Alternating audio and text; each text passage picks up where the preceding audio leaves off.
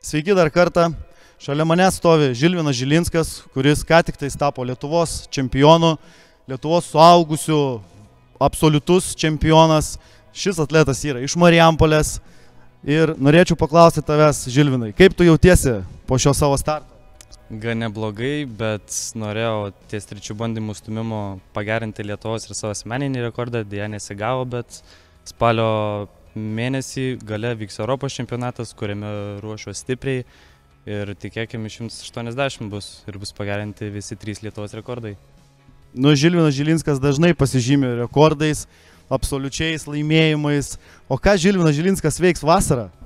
Spartosiu ir dar kartą spartosiu, ką daugiau. Miegas, sportas, poilsis. Supratau. Ačiū Žilvinui už jūsų interviu. Linkiu jums sėkmės Europos čempionate ir sėkmės gyvenime.